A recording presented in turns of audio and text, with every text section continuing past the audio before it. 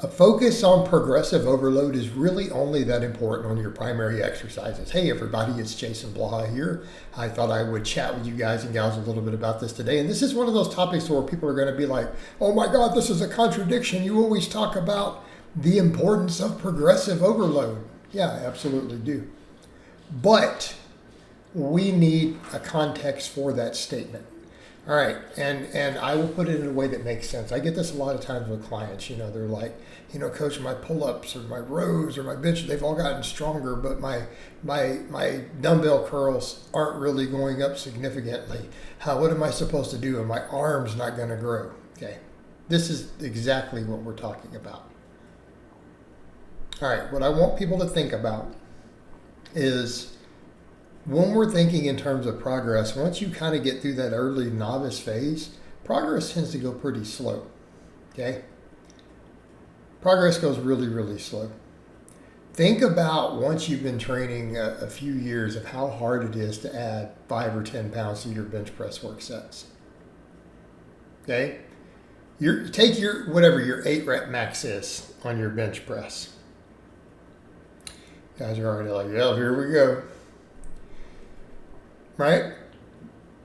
Let's say it's 225 pounds for 8 reps.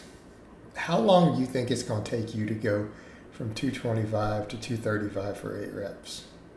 Without using anything, right? Just all natural training, maybe a little protein powder and creatine.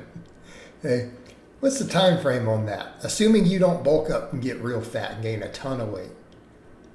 Let's assume you're trying to maintain good body composition. What's the time frame on that, guys?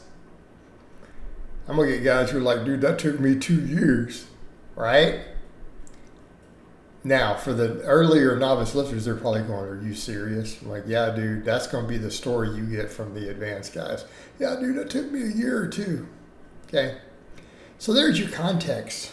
Like, once you're at that point, unless you're just massive or you're extremely genetically gifted, you get to that point, it takes forever.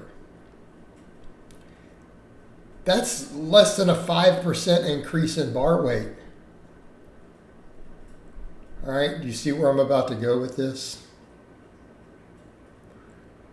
All right, see where we're about to go with this? How long does it take to get a 5% increase in the bar weight on your 12 rep set of strict curls? But let's not even talk about 12%, because 12% might be a microplate. That's putting a half-pound magnet on it. Oh, man. So what about when you start talking about putting 10 pounds on it? I mean, realistically speaking, your strict incline curls with dumbbells, 10 pounds, so 5 pounds a side. Like, how long do you really think it takes you to go from using the 25s for 12 reps to the 30s for 12 reps while using full range of motion at good form? Like, what's the time frame on that? That could take you years. Dude, for some of you guys out there, that's like 8 years. And people think I'm kidding, but there's your context. Now, are we saying we shouldn't be striving towards it? No, we should be striving towards it. But here's the thing. With these smaller movements, just take them to failure. Okay? With the big movements, we know that we can plot progress easier. Like we have a direct relationship between, your 6 rep bench press or your 6 rep squat and being able to add, 5 pounds to the bar. Like, that's significant progress, plotted over time. That's easy to track. It's easy to keep up with. It won't fluctuate as much day to day. All right?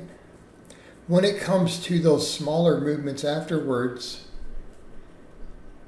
adding a rep here or there is like, it has to be enough. And as long as you are taking them to failure, are you stimulating growth? Well, yeah. Okay? I don't care how much weight is on the bar. A 10 to 15 rep set of strict curls done to failure is a 10 to 15 rep set of strict curls done to failure. Does it have a stimulus? What about if you do 3 sets of it? Like you do 3 sets of strict curls to failure in that rep range. Did you stimulate muscle growth? Okay. If you took it to momentary muscle failure with pretty good form, did your biceps get a growth stimulus? Yes. Especially if you went to failure. Of course, you know you did. All right? So here's the thing. People say, but I want to see the progressive overload. Did your pull-ups get stronger? What? Did your pull-ups get stronger over 3 months? You're like, yeah, I picked up a rep. Okay.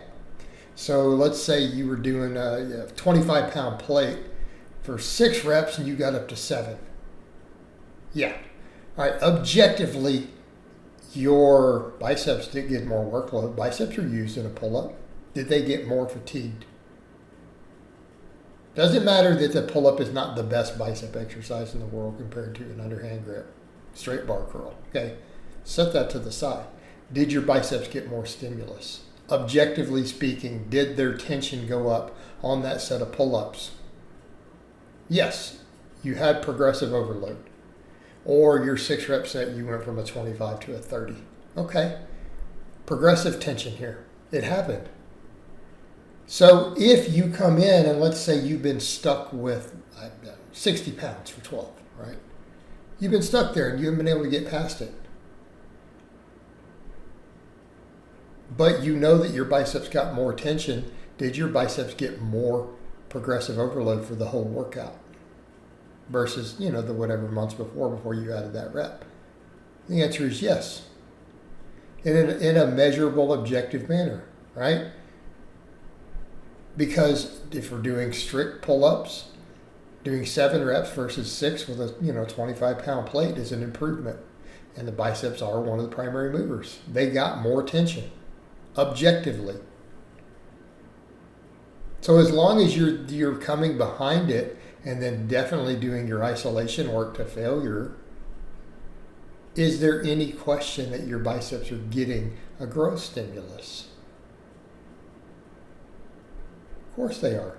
I mean, again, is this even in question?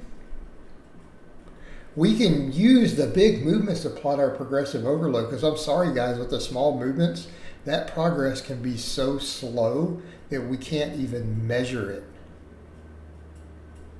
Like as far as a 5-month or a 6-month progress, it may not even be measurable. So don't spend a lot of time worrying about it. Just do the sets to failure. And when the reps get higher than you're comfortable with, add tension. Add weight. All right, guys. Well, that's really all I have to say on that today. I hope it's been informative. And I'll talk to you guys and gals next time.